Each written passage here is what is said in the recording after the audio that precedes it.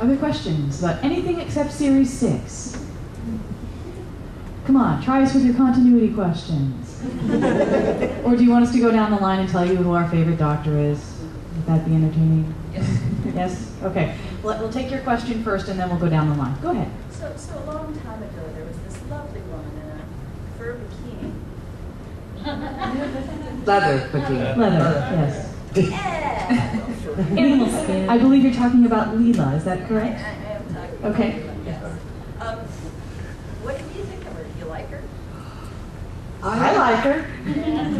Oh yeah, Leela's awesome. I thought she was, but I know that there's some people who are like, she was wearing a bikini. Well, Yeah, here's so? the thing.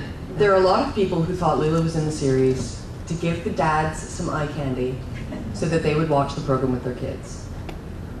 And I can see how a lot of people get very upset with the male gaze, yada yada. I'm sorry, any woman with a knife and a brain who can run with the Doctor and save his butt over and over again and also change eye collars whenever she wants to is pretty darn awesome in my book. Do what the Doctor says or I will cut you. I'd say that's pretty feminist.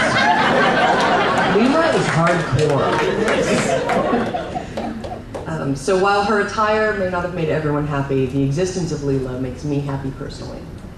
One of the points that I didn't touch on Leela specifically, but one of the points in my essay I tried to cover is there are some people who feel that any inclusion of any kind of overt sexuality in a fandom somehow makes it dirty or cheap or wrong. And I would respectfully say that's completely wrong. That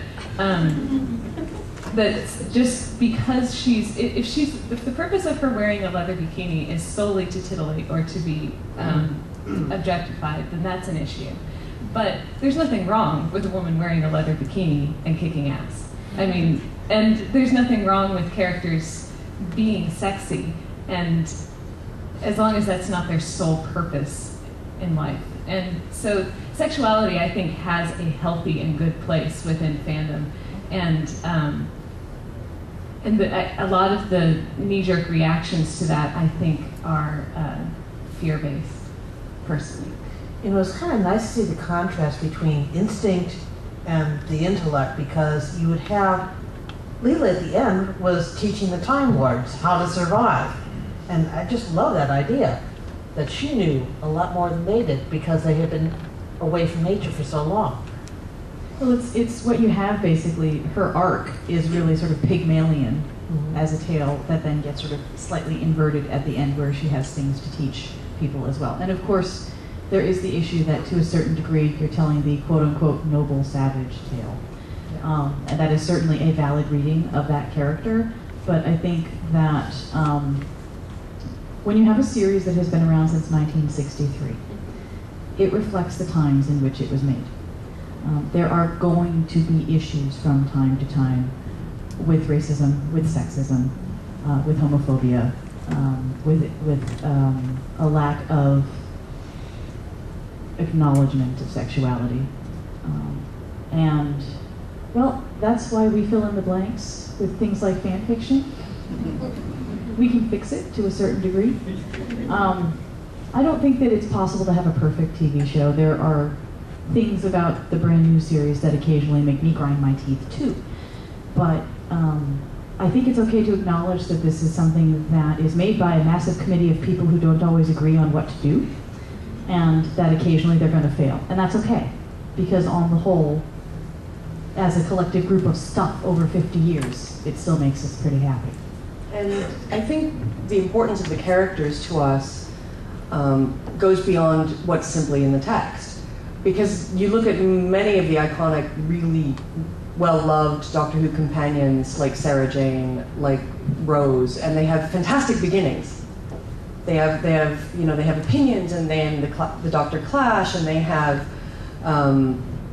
really strong characters with really strong stories. And in a lot of cases, both in the 60s and 70s and the 2000s, the aughts, they turn into less, I don't want to say varied characters, but a lot of times we do see them, not the same depth of characterization.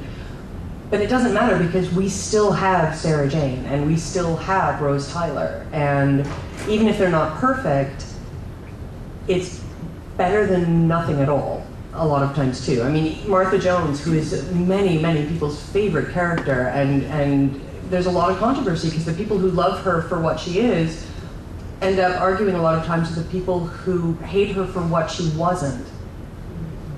But I would still choose to live in a world where Martha Jones was a companion, because there's an entire generation of Asian and black girls in England who for the first time are watching Doctor Who and seeing themselves traveling with the companion, being smart and cool and saving the universe. So for me, yes, there are isms and yes, there's fail, but it's not all black and white and it's not all one and the other. And I think the thing to remember is that Chicks, in particular, as a book and a product, is about celebrating the stuff that makes us happy.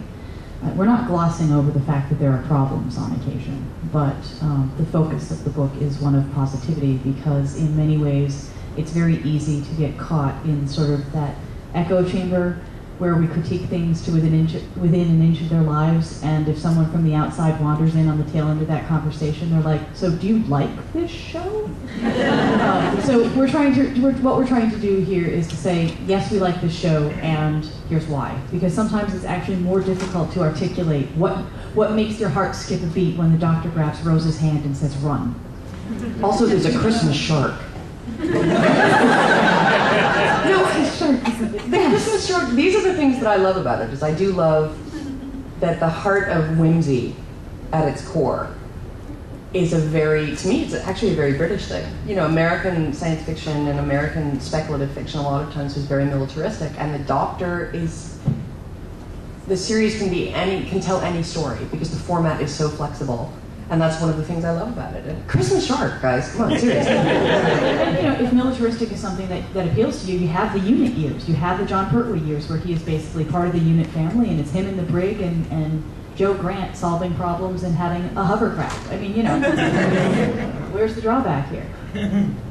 So let's take a brief break and talk about our favorite doctors and why, just to get that out of the way, because that's what we do. So, Kat, would you like to start, please? Sure. I'm a 9 girl, always will be. I came to Doctor Who with the new series, and I remember it being, I think, probably the last time I was in a video store, seeing the blue box and going, oh, I wonder if that's any good, and taking it home and just falling completely in love with it. I still think that it's not season 1, obviously, but in my heart it's season 1, is the best season of the new show. I don't think that they ever equaled Rose's arc with any of the companions in that season. I just love it. I've watched it many times. When David Tennant, in fact, when Eccleston regenerated into David Tennant, my first thought was, who is this rat-faced guy wearing doctor's clothes? I was totally hostile to Tennant. And it's a testament to how wonderful Tennant was in that role that he did win me over. Because I was heartbroken that Eccleston left, and I still watch some of Tennant's episodes and imagine what it would be like if Eccleston had stayed. Yeah, I mean, he's my guy. One of my friends bought me, I think he's the only action figure I own from Doctor Who, is the Ninth Doctor. Do you have him in his action pose, or is it the posable one? Because there's one where he's stuck sort of going... No, it's the posable one. Yeah, the regeneration. He's in serious mode. Although, you know, to be honest, my favorite character in Doctor Who is the TARDIS. Yes. I got a text message, because as I said, I've been on tour, so my watching of Doctor Who has been completely disrupted. And I got a text message from my friend saying, you're either going to love the game in episode or you're going to hate it, because it's your thing in a whole episode. And it is. And I was like, wow, I can't believe it's the thing I'm most obsessed with. You made a whole episode out of it.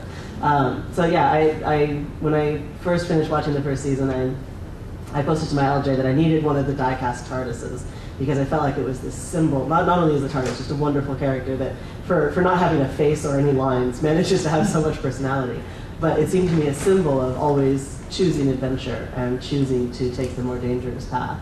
And when I won my first award, the Tiptree Award, my editor sent me a TARDIS. I really love all the Doctors, because there's different facets to this character that I can see in each one. I really have my arm twisted. I'm still going to say the second Doctor, Pat Troughton, because he was the one who started being sneaky. And deceiving people. Well, the first one did too, but he seemed to take more joy in it. He and Jamie are so affectionate to one another. There's a lot of clinging. Hot. When we watched those years of Doctor Who, we had a drinking game that was drink whenever there's homosexual tension between Jamie and the Doctor. It's the fastest way to drunk. I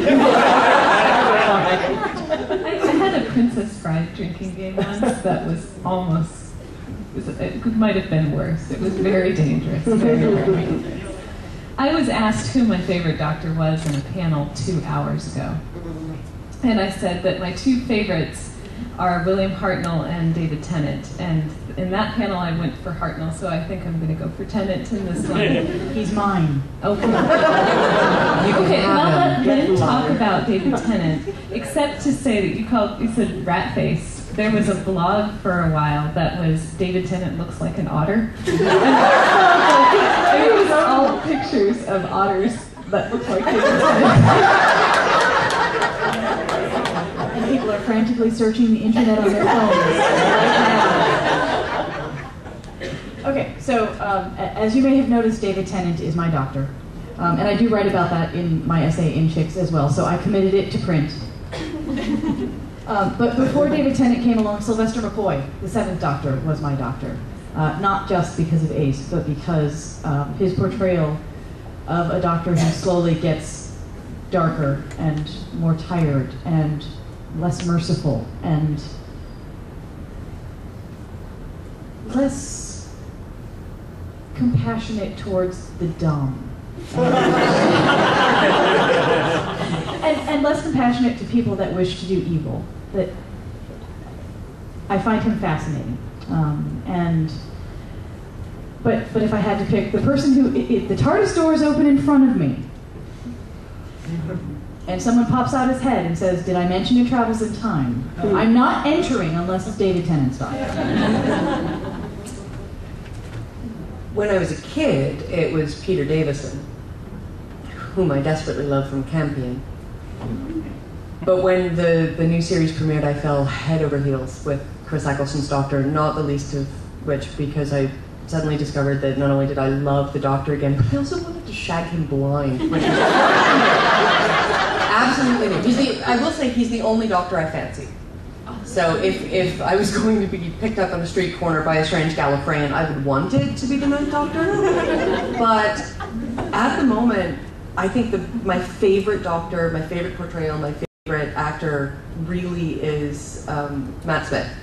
I have been bowled over by how this guy nobody had ever heard of and nobody had that much faith in outside of the production office won my heart in about 5 minutes, banging into a tree, spitting yogurt all over a girl's kitchen, and going off to save her from the scary crack in her wall. I thought that was also one of the best regeneration stories I've ever seen, one of the best introduce someone to the series, it's every child's dream to have the TARDIS land in your back garden. So that was, I'm madly in love with Matt Smith right now, I will say, but I don't want to shag him, I want to shag the Ninth Doctor.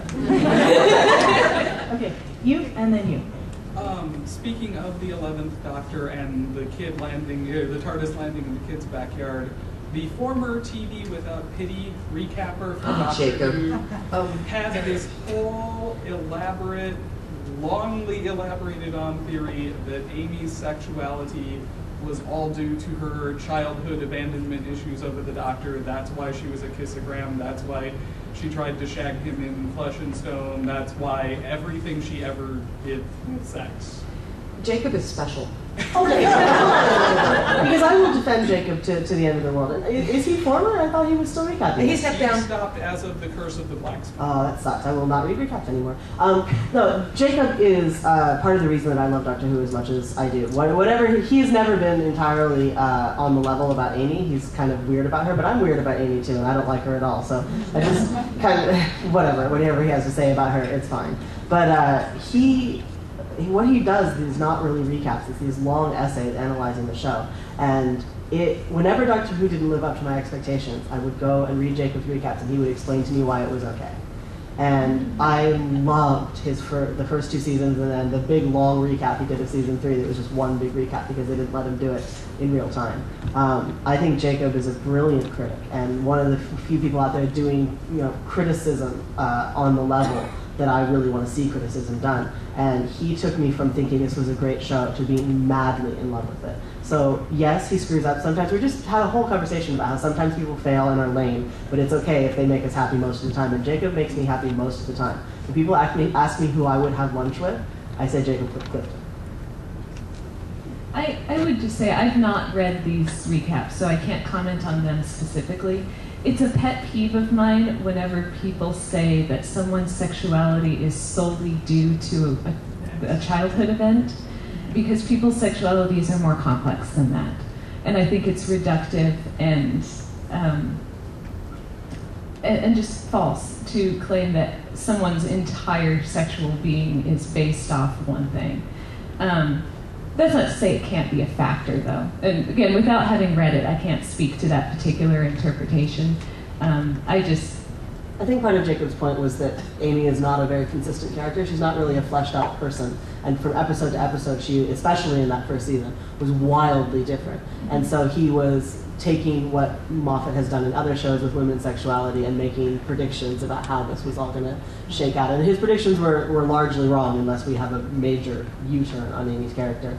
But a lot of our predictions are wrong. Raise your hand if you've never made a wrong prediction about that. Yeah, we called that being rustled. Yes, back in the day. Now I guess it's being Moffated. Sensitive topic in fandom. Since we've been talking about sexuality and everything in relation to the Doctor, has the Doctor or does the Doctor have sex? Yes. Yes. He has children. He has grandchildren. I don't think that's arguable anymore. I think maybe a couple of seasons ago that was something that could be debated, but Moffat and Davies have made wild efforts to make the Doctor's sexuality a topic. And I know that a lot of fandom had and still has a lot invested in him as kind of an asexual hero. And I get that. I get that there's not very many of those, and that they're... Hello. Basically, the fact that he is older, he's an alien, wouldn't we be considered more infants in his eyes? So... Well, but no, because infants can't actually talk to you and have a conversation. And also, the entire generation can buy Angel and Buffy. I think I would pay with the Doctor and is not. I don't think that's. Yeah, I don't think we're infants to the Doctor. Otherwise, the whole show would be much creepier than it is. I was the Pied Piper in a I will say that I like the fact that for the most part the Doctor is relatively choosy. I mean, my feeling about the Girl in the Fireplace is one of my favorite episodes. And one of the reasons I love it is because if the Doctor is going to decide to have a torrid affair with an Earth woman, Madame de Pompadour is an appropriate choice. Yes. I mean, she is the Doctor, basically. Yeah, she's she is basically the Doctor. 18th century France's Doctor.